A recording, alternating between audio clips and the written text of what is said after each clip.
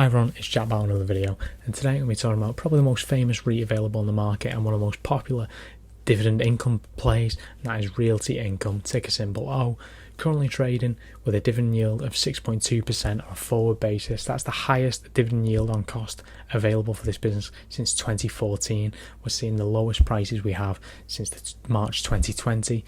Absolutely staggering crash for this business, and a lot of it's to do with interest rates. It's a property business and a question of where is it going to get its capital from going forward, whether that is issuing new stock or getting debt at higher interest rates potentially. But also a major part of this is for income investors. It doesn't really matter where the income comes from, and if you could potentially put your money in cash or just have it in a savings account or a fixed term deposit, you could get 6% yield. That is absolutely possible, or slightly less with a better risk rating right now. So this stock has come under a bit of pain, but I want to talk about it because I think it's a really attractive valuations we haven't seen for a long time for this business, because it is such a popular business. It has really an incredible risk profile aside from this year, where I think this is presenting a really nice opportunity. REITs aren't always the easiest businesses to value, but effectively, aside from March 2020, this business is trading at its lowest price over funds for operations, price to earnings, price to cash flow, price to book, and the highest earnings yield basically since any time in the last 5 or 6 years.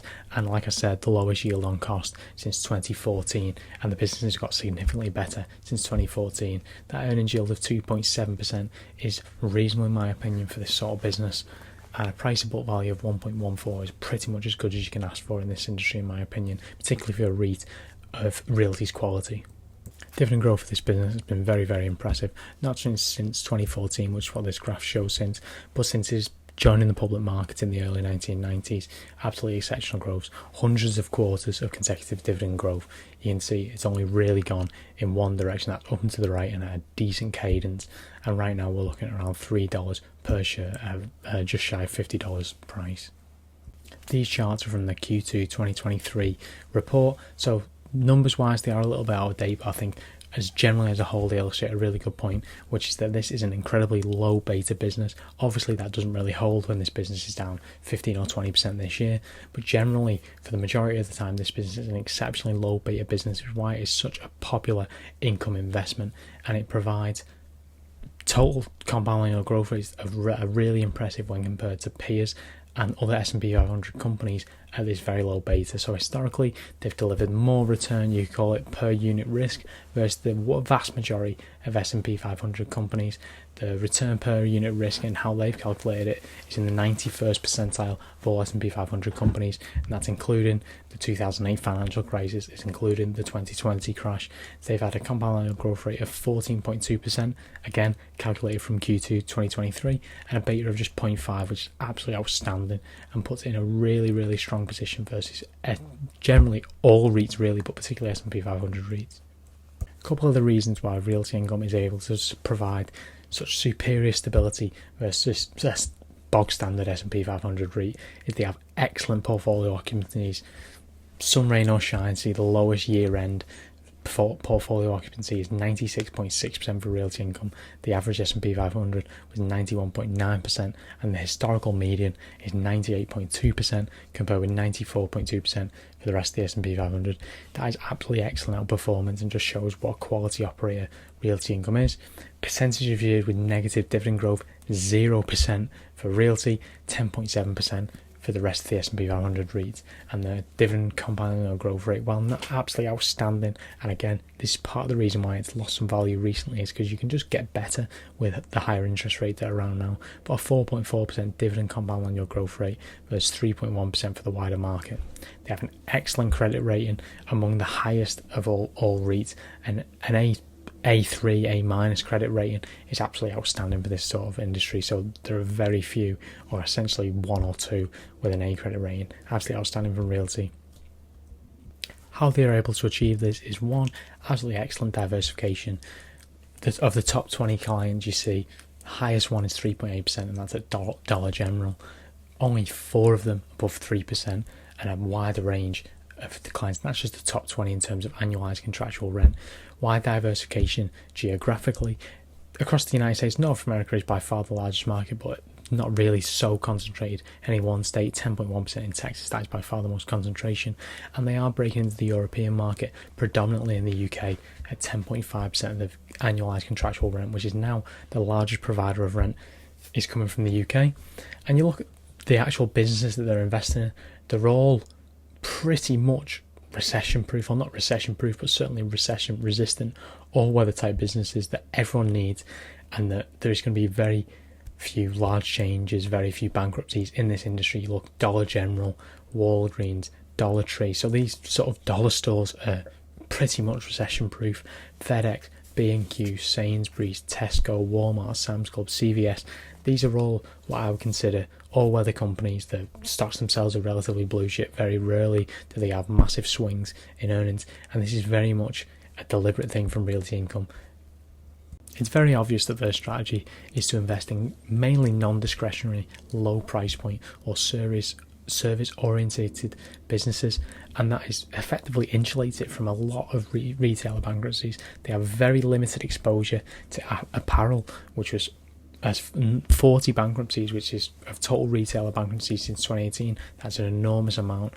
Their existing exposure is primarily with off-price retailers that fare much better. You can see the next highest is casual dining. They have very limited exposure, and only really some of the top clients are large national operators in chains with strong access to capital. And you see, as you go down the list, pretty much every one of these categories, they have either limited exposure or they're only exposed to the absolute largest. So for example, in grocery, the two top US grocery clients they have are Kroger and Walmart. I don't think anyone really thinks they're going to go out of business anytime soon. They have massive size and scale, massive access to capital, and control 30% of the US grocery market.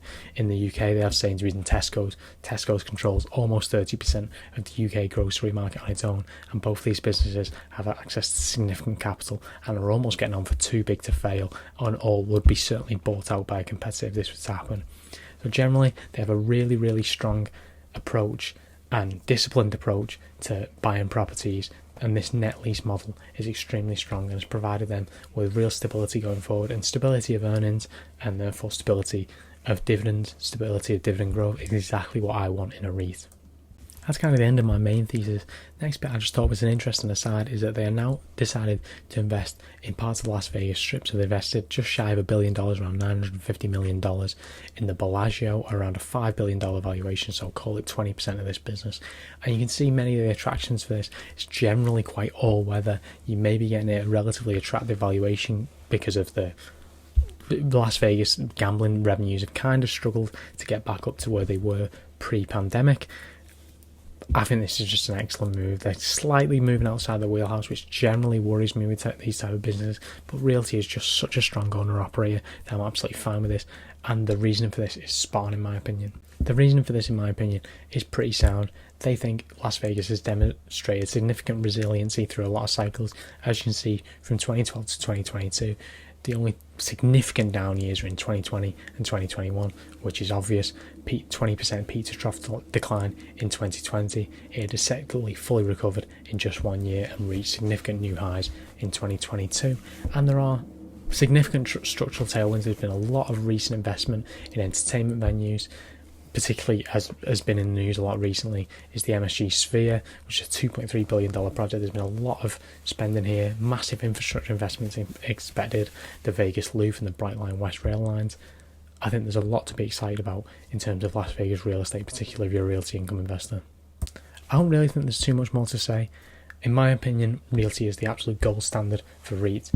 REITs in general have taken an absolute beating recently, and that is kind of what I would expect in a higher interest rate market, particularly because you can just get 6% yield by other safer methods right now, or less risky methods. However, I think in the long term this will look like an excellent buying opportunity for Realty Income. I do have some questions about how they're going to get capital going forward, whether they're going to take out debt at higher interest rates, which I'm not particularly a fan of, or issue new shares, which I'm also not particularly a fan of. But generally, I think this business will thrive and survive long term. I think I'm very happy to pick up a 6% yield on cost right now. I think this will look like an excellent buy in 10 or 20 years. That being said, this is just my opinion. Let me know yours in the comments down below. I'm of course not a financial advisor. You should take none of this as financial advice. you do your own research and due diligence and make your own mind up. And of course, remember, when investing in the stock market, your capital is always at risk. Like and subscribe and enjoy the video. I'll see you again next time.